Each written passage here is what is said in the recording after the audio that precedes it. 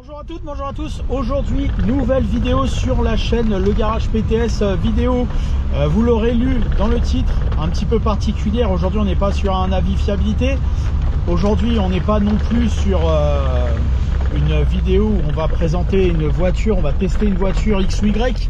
Non, là aujourd'hui, on va faire une vidéo donc sur la ZFE. C'est quelque chose qu'on m'a demandé plein de fois, je sais pas, au moins des dizaines de fois. Alors, je n'ai pas forcément l'habitude d'avoir des milliards de questions, voire de réponses. Mais alors la question, qu'est-ce que je pense des ZFE en tant que pro, en tant que francilien, etc. Elle m'a été posée plein de fois. Donc j'ai commencé à répondre à certains. Et puis je me suis dit que c'était plus commode malgré tout d'en faire une vidéo. Donc j'espère qu'elle vous sera utile. Donc dans un premier temps, on va décrire un peu ce que sont les ZFE. Et dans un second temps, je vais vous demander mon avis. Pour faire cette vidéo, alors c'était pas prévu qu'ils se mettent à flotter autant. Donc là c'est vraiment le déluge, hein, on va dire. Je me suis dit, quitte à faire une vidéo ZFE, autant le faire dans le temple français de la ZFE, c'est-à-dire Paris, étant donné que je suis un francilien, l'un des temples et l'un des symboles de la ZFE, c'est Paris. Là, on a un monsieur qui nous fait mal à la tête, voilà, on va s'en dépêtrer. Donc je me suis dit, tant qu'à faire une vidéo, autant qu'elle soit faite sur Paris, et tant qu'à faire une vidéo ZFE, autant utiliser une auto qui symbolise le Youngtimer, donc un peu l'opposé de la sensibilité écologique, quoique. Et donc j'ai sorti ma 205 1,9 litre pour cette raison, pour cette vidéo. Donc voilà, on est dans cette chose. Donc une fois le petit préambule passé, on va d'abord dans un premier temps donc expliquer ce que c'est qu'une ZFE. Donc ZFE, déjà dans un premier temps, c'est un territoire, soit une ville, soit un groupement de villes en fonction du lieu où est-ce qu'il est situé. C'est en France et il faut que ce territoire, cette zone recouvre à minima 150 000 personnes. Cette zone ZFE, donc c'est minimum 150 000 personnes sur un domaine. Là on est en Ile-de-France, donc les ZFE, la ZFE francilienne, elle concerne plus de 7 millions de personnes en 2025. Là aujourd'hui on tourne la vidéo, on est en février 2025, et donc la ZFE francilienne aujourd'hui 7 millions 100 je crois, ou des bananes, hein, quelque chose comme ça, pour cette ZFE. ZFE francilienne qui est chez nous appelée le Grand Paris. Voilà, donc après en fonction des lieux vous allez avoir d'autres dénominations. Et donc les ZFE au départ s'appelaient ZCR, zone de circulation restreinte. Et donc les ZFE ne sont pas venus par hasard. Les ZFE elles sont venues parce que on devait, suite à des lois européennes, on devait mettre en place au moyen de normes CO2 des différenciations de véhicules au moyen d'une classification qui en France on a appelé classification critère. Ça remonte, comme je disais, à 2015, enfin je sais pas si je l'ai dit, mais à août 2015, la loi sur la transition énergétique nous a amené sur cette base, votée sous gouvernement François Hollande pour être tout à fait précis. Et donc cette ZCR qui s'appelait au départ donc cette zone de circulation restreinte a vite eu un certain nombre d'évolutions en 2017-2019. On va dire que la première évolution majeure ça a été l'évolution 2017. Donc pour établir la différenciation des véhicules en France, on a décidé de se baser non pas spécifiquement sur les rejets de CO2 ni même sur la puissance de la voiture, mais sur la norme Euro. La norme Euro qui était donc que là une classification européenne, une réglementation européenne de classification de véhicules. Et donc on a eu la norme Euro 0 qui qui était en place, donc là comme je le montre sur le tableau, en place en 1990. Ensuite on a eu la version Euro 1, Euro 2, etc. avec des évolutions, on peut voir 96, 2000, etc. Donc ça c'était les normes Euro pour classifier les catégories de pollution, et ces normes Euro au départ ne concernaient uniquement pour les constructeurs de voitures neuves, des normes à respecter. Une voiture produite en janvier 97 ne pouvait pas sortir avec une norme Euro 0. Vous pouvez tout à fait l'utiliser sur une voiture d'occasion, évidemment. C'est grâce aux normes Euro, entre autres, que l'on a vu l'apparition en 1997 sur les diesels de la vanne EGR. Bien sûr, vous allez trouver des voitures de 95-96 avec des vannes EGR en diesel, bien sûr, mais c'était pour répondre aux nouvelles normes Euro en vigueur à partir de 1997 que l'on a eu l'apparition de cette fabuleuse vanne EGR à ce moment-là. Et donc on a hérité, on va dire, de la norme Euro 6, et aujourd'hui on est même sur des Euro 6 plus Euro 6.4, etc. 3. Donc on est arrêté à Euro 6 parce que je pense qu'on ne serait pas sorti, et on continue d'avancer, etc. La norme Euro 6 a été établie à partir de 2011 pour l'Europe. Pas forcément évident de conduire en ce moment avec cette pluie. Donc voilà, revenons à nos histoires de ZFE. Donc les ZFE aujourd'hui, on en dénombre 25 en France, donc des plus ou moins importantes, mais comme je disais tout à l'heure, qui doit obligatoirement réunir un certain nombre de populations pour être établi. Et les ZFE aujourd'hui, ce sont des zones qui sont des zones qui en France n'ont pas toutes le même impact, la même particularité. Chaque région, chaque ZFE a décidé de son programme, de sa ligne de conduite. Des 25 ZFE, pour essayer de les simplifier un petit peu, je vais les classer en 3 catégories. Donc il y a ce que je vais appeler les radicales, les ZFE les plus violentes entre guillemets. C'est les ZFE de Strasbourg, de Lyon et de Montpellier. Donc celles-ci, ce sont les plus radicales. On va les détailler juste après. Après, je vais considérer les ZFE modérés.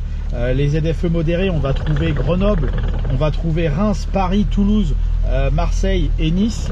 Et dans les ZFE que je qualifie là bêtement d'inexistantes, c'est sur des agglomérations un petit peu plus petites, style Annecy-Annemasse, Clermont, Saint-Étienne, Nancy, Lille, Caen, Rouen, Nantes, Dijon, Tours, Angers.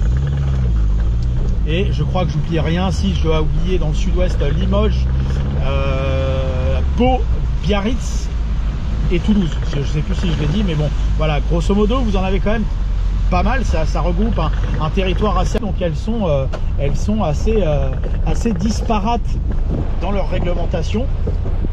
Alors là, on se promène vraiment dans les petites rues de Paris, dans les beaux quartiers. On navigue entre le 16e et le 7e arrondissement, pour ceux qui ne connaissent pas la capitale française.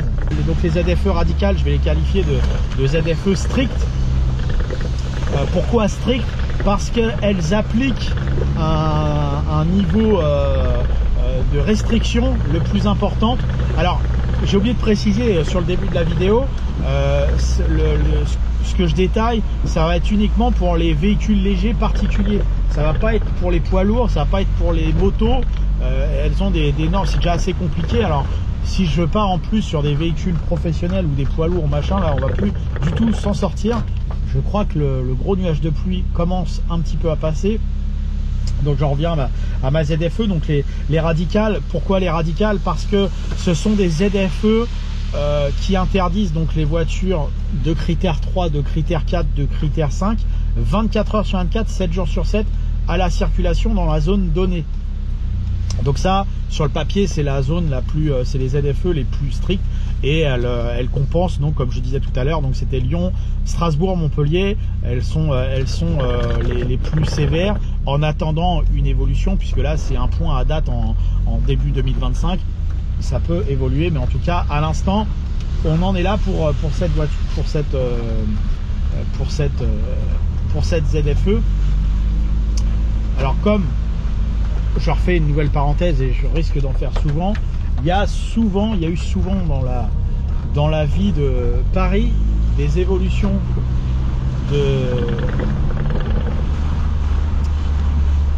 de route, et on peut parfois tourner à droite, après on peut plus tourner, voilà, ça, je vais pas tous les jours à Paris non plus.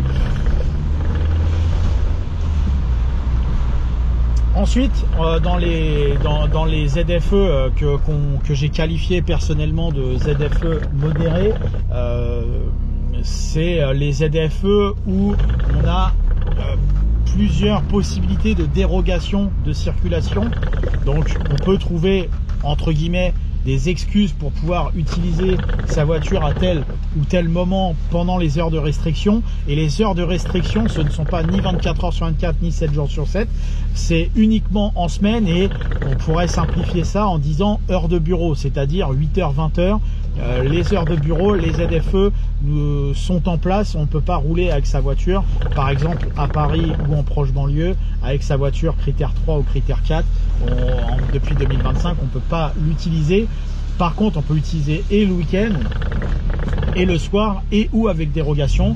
Et ça, c'est le cas également sur d'autres communes, comme je disais tout à l'heure, par exemple Grenoble, on est dans le même cas de figure. Et après, les ZFE que je vais qualifier d'inexistantes, c'est les ZFE qui interdisent uniquement, et elles cumulent souvent les choses, uniquement les voitures sans vignette critère, et également les voitures sur des quartiers extrêmement rapprochés, extrêmement proches. Parfois c'est quelques rues, quelques heures, etc. Donc c'est des ZFE que je qualifie moi, en tout cas pour le moment, d'inexistantes. Donc ça, c'était pour la théorie, pour expliquer un petit peu toutes ces ZFE, comment elles sont mises en place de manière théorique aujourd'hui. Après, on va passer donc à la pratique entre guillemets, et je vais parler déjà dans un premier temps de la ZFE que je connais le mieux, c'est-à-dire la ZFE francilienne, la ZFE du Grand Paris, puisque étant originaire de cette région, j'ai vu l'apparition de cette chose il y a une dizaine d'années aujourd'hui maintenant, hein, mais quasiment, le temps passe très vite. Et donc la ZFE francilienne, elle comprend Paris, mais également des villes qu'on a l'habitude, en tout cas pour nous, de dire à l'intérieur de la A86. Donc c'est finalement la proche banlieue parisienne, et donc on va la découper en deux pour pouvoir l'expliquer. On va parler de Paris déjà dans un premier temps. Donc à Paris, la ZFE, pour moi, c'est de toute façon une tannée, puisque utiliser sa voiture dans Paris aujourd'hui, qu'elle soit électrique, diesel, critère 5, qu'elle soit comme ici ma 205 GTI, enfin ce que vous voulez, c'est une galère. De toute façon, les voies de circulation se réduisent comme peau de chagrin. Là par exemple, ici à Duplex, avant c'était 2 voire 3 voies de circulation dans ce sens-là, dans ce sens, dans l'autre sens. Là aujourd'hui, on n'a qu'une seule voie de circulation. Donc les voies de circulation qui étaient déjà encombrées à une certaine époque, aujourd'hui elles le sont d'autant plus, puisqu'on réduit les voies de circulation. Mais non seulement on réduit les voies de circulation, mais en plus on réduit les zones de stationnement, qu'elles soient extérieures ou intérieures. Les parcs intérieurs sont de plus en plus privés et non accessibles, et les places de stationnement extérieures doivent être partagées avec les 2 roues, les voies de vélo, les voies de bus, etc. On a de moins en moins de place pour se garer. Bref, la chasse à la voiture dans Paris, elle est extrêmement importante. Donc Paris, de toute façon, quelle que soit votre vignette critère, quelle que soit votre envie de véhicule, faut être motivé, faut être courageux pour pouvoir l'arpenter, je dirais, de 8h à 20h. Après, se balader la nuit à Paris ou le dimanche matin avec sa voiture, de la même façon, vous aurez le droit de le faire avec n'importe quelle version de véhicule. Vous pouvez toujours, et j'oubliais également le stationnement, quand vous trouvez une place, le prix est ultra cher, et également au poids de la voiture. Donc les voitures électriques sont totalement pénalisées par ce système de stationnement. Et après, donc vous avez l'approche banlieue. L'approche banlieue pour les ZFE, donc elle récupère, je crois, c'est une quarantaine de communes, mais je suis pas tout à fait sûr, mais c'est une quarantaine de communes. Et le problème, c'est que c'est quasiment, entre guillemets, inapplicable, puisque là-dedans, vous avez des voies de transit, hein, des autoroutes qui vous emmènent sur des régions non impactées par les ZFE. Il y a des fois des villes coupées en deux où vous avez une partie de la ville qui est en ZFE et parfois elle ne l'est pas. Je pense à Drancy par exemple qui est dans ce cas-là. Donc c'est quasiment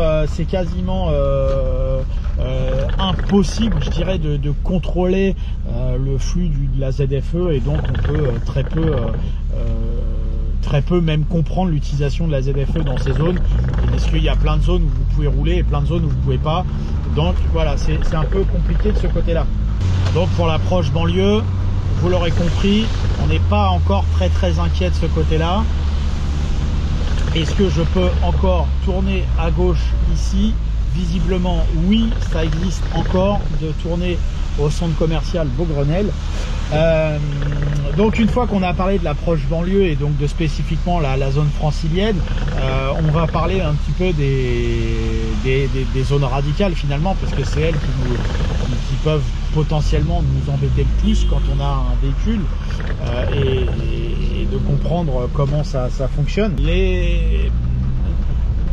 La mise en place sur les zones radicales, de ZFE radicales, est également assez tolérante, j'ai envie de dire, puisque malgré le fait qu'on ait une interdiction de circulation donc 7 jours sur 7, 24 heures sur 24 pour des voitures à critères 3, 4, 5 et non catégorisées, il y a malgré tout une obligation de laisser circuler les voitures sur les grands axes, pour la bonne et simple raison que ce soit la zone de de Montpellier, pardon, de Lyon et de Strasbourg. Ce sont des zones qui sont quasiment frontalières. Lyon avec l'Italie, la Suisse, Strasbourg évidemment avec l'Allemagne voire la Suisse, et Montpellier avec l'Espagne. Et il y a énormément de transit qui passe par les grands axes que coupent ces villes. Et donc finalement, il n'y a que dans les petits axes centre-ville de ces grandes villes que on peut réellement être enquiquiné par ça, mais on n'a pas de problème pour la traversée de ces grandes régions. Il y a évidemment une possibilité toujours d'emprunter par exemple l'autoroute, je crois c'est quoi, à 43, 46 à Lyon, sans aucune difficulté de restriction de ZFE. On peut traverser avec votre Golf 4 TDI 110, vous pouvez aisément traverser le tunnel sous Fourvière avec votre voiture. Ce qui fait que même si la ZFE est dite radicale, il y a quand même pas mal d'endroits à Lyon où on peut traverser. Et pareil à Strasbourg ou Montpellier, on a les mêmes cas de figure. Donc même les radicales sont tranquilles. Et évidemment les ZFE inexistantes, bon de toute façon ça concerne vraiment très peu de voitures, quelques centaines, peut-être quelques milliers, mais je suis même pas sûr. Du coup ça nous avance à pas grand chose en termes de restrictions là-dessus. La tolérance, même pour ces voitures là, est évidente. Donc ceci étant dit, après on a en fait, pour que les ZFE puissent fonctionner plus ou moins correctement, je dirais, il aurait fallu des systèmes de contrôle automatisé, entre autres. Sauf que ces systèmes de portiques, de péage même parfois dans les grandes villes, hein, ce qui a été annoncé plusieurs fois, me semble moi peu probable, pour au minimum 3 raisons. Déjà l'histoire du péage. Alors là on a un enfant, je sais pas si on le voit à la caméra, il voulait pas sauter dans l'eau mais finalement il a sauté dedans. Alors l'histoire du péage pour les grandes villes en France, bon, ça fait 30 ans que j'en entends parler. La mise en place est très compliquée. Je dis pas que ça arrivera pas un jour, mais franchement, vu comment on a démotivé les gens à rentrer dans Paris, je vois pas comment un groupe privé pourrait s'intéresser à ce marché-là, à ce business-là. Il y a peu de chances qu'il soit rentable, malheureusement. Donc bon, de toute façon, ça fait 30 ans qu'on entend parler, on ne l'a jamais vu venir. Je pense qu'on a encore 30 ans devant nous, je peux peut-être me tromper, c'est le principe des avis, on donne son avis, et parfois un avis est fait pour être trompé ou discuté. Le deuxième point qui m'emmène à penser que les ZFE, on est quand même assez tranquille, c'est évidemment la raréfaction naturelle des voitures inutilisables dans ces zones.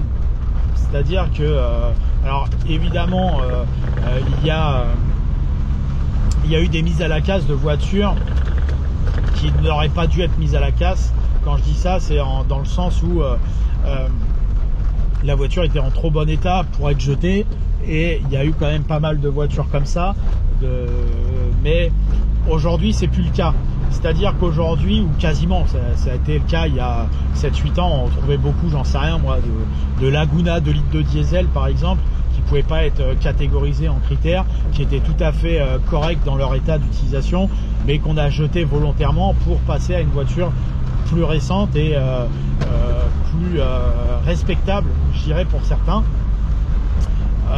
Mais sinon c'est la raréfaction naturelle, puisque aujourd'hui, pour reprendre cet exemple de Laguna 2 litres de diesel, c'est une voiture qui a été fabriquée entre 1994 et 1996-17 je crois de mémoire. Forcément c'est ce genre de diesel qui est aujourd'hui à 500 000 km. Bon si l'embrayage lâche, naturellement, tous autant qu'on est, on va se poser la question, est-ce que je répare ma voiture qui a 500 000 km, est-ce que je mets 1000 € dans un embrayage ou pas? La question mérite d'être posée, et très souvent la voiture finit désossée. C'est pour ça, c'est la raréfaction naturelle. Et du fait de cette raréfaction naturelle, comme je le disais sur le point numéro 1, les portiques, peu de chance que ça ait un jour une incidence sur nos vies futures. Et le troisième point, je prends de l'eau sur la figure puisque ma voiture est tellement souvent lustrée et ne roule jamais sous la pluie que la pluie glisse sur la voiture et je me suis pris une flopée d'eau dessus. Et troisième et peut-être dernier point là comme ça quand j'y pense, on est en 2025 et là sur les 2 prochaines années on a beaucoup d'élections, qu'elles soient présidentielles ou municipales, importantes, et en général c'est à ces moments là que on a la chance et le loisir d'avoir pas ou peu de réformes, parce que les élections approchant, il n'est jamais bon ton de modifier la vie des gens à ce moment-là, puisque c'est le risque évident et sûr d'avoir une claque politique, une claque d'élection, et donc vous verrez jamais un homme politique se risquer à ce genre de choses, au minimum sur les 2 ans à venir. Après, une fois que les 2 ans seront passés, est-ce qu'on aura en fonction des gouvernements et des réglementations, peut-être la chance ou la malchance, en fonction de ce que vous pensez, d'avoir un gouvernement écologique. Voilà. Mais en tout cas, pour les 2 prochaines années, ça vous laisse le temps encore de faire 50 000 km avec votre voiture sans aucun problème, évidemment. Donc tous ces dispositifs de radar automatique pour comment dirais-je, différencier les plaques d'immatriculation, plus des portiques automatiques à l'entrée des villes, c'est très cher à financer, et comme c'est très cher à financer, il est peu probable que ça apparaisse.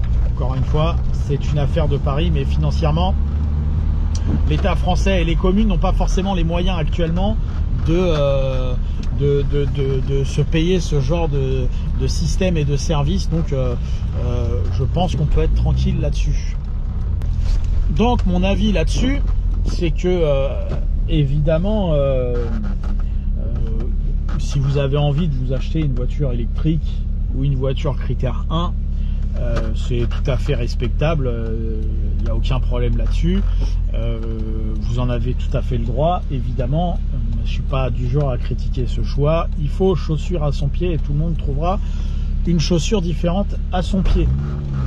Pour les autres, hein, les utilisateurs de voitures de plus de 15 ans, à mon avis, vous pouvez dormir tranquille avec ces histoires de ZFE. Je me presserai pas particulièrement pour remplacer ma voiture si je devais l'utiliser dans une de ces zones.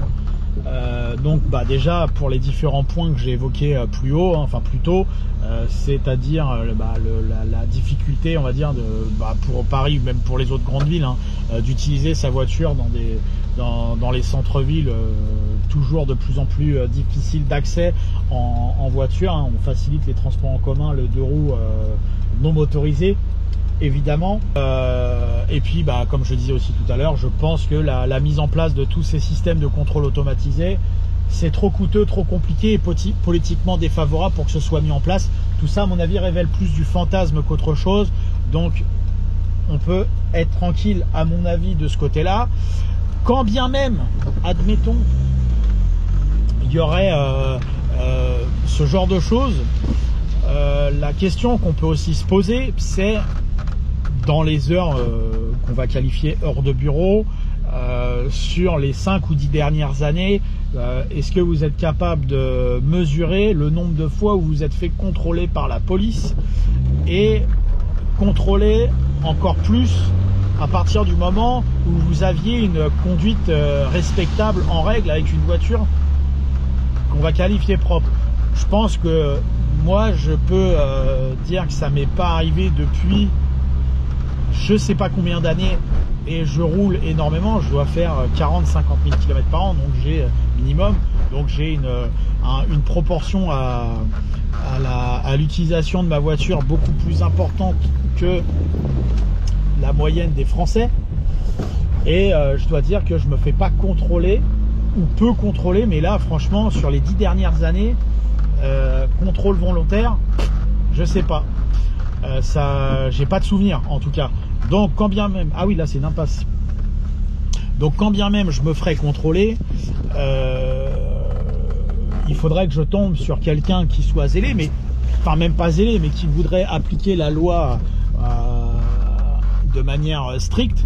Mais admettons que je tomberais sur quelqu'un qui me contrôlerait de manière stricte et qui me mettrait une amende. Je prendrais donc 90 € d'amende, j'irai pas en prison, je vais pas avoir la voiture de confisquer ni rien.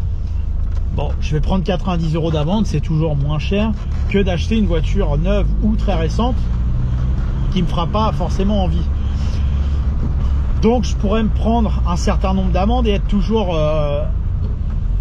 avantagé financièrement parlant. Donc encore une fois, on peut qualifier de soyez tranquille, on n'aura pas de problème de ce côté là. On va se stationner, hop. Donc quand bien même vous ferez contrôler, il y a peu de chances de prendre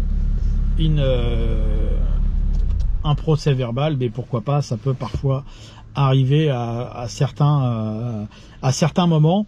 Voilà. Après, il y a un dernier point qui est peut-être le plus discutable entre guillemets, c'est celui des assureurs.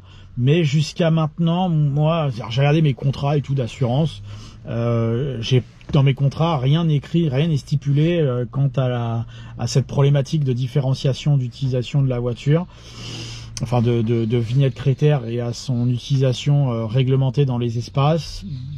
Donc, et j'ai jamais vu de cas non plus dans les médias ou en recherche sur internet. Donc je pense que là on est au-delà du fantasme. On est également tranquille à mon avis de ce côté-là, quand bien même vous auriez un accrochage. Peut-être que votre voiture serait pas réparée, mais la voiture du voisin le serait, je pense, sans trop de difficultés. En tout cas, rien n'est écrit là-dessus. Voilà. Et dernier point à date aujourd'hui, je sais qu'il y a à peine quelques jours, des députés de l'Assemblée nationale ont déposé un amendement demandant, ils étaient une trentaine, demander un amendement pour la suppression des ZFE. Parce que finalement les ZFE aujourd'hui, à part contraindre quelques personnes, elles ont peu ou pas d'intérêt pour les utilisateurs lambda. On va dire que l'épuration de parc a été assez importante. Donc ils ont suggéré une suppression de cette loi. Donc à la finalité, pour moi, il faut être tranquille. Après, chacun voit midi à sa porte. Moi, c'est mon avis. Je pense qu'on est tranquille. On peut encore largement utiliser la voiture qu'on souhaite.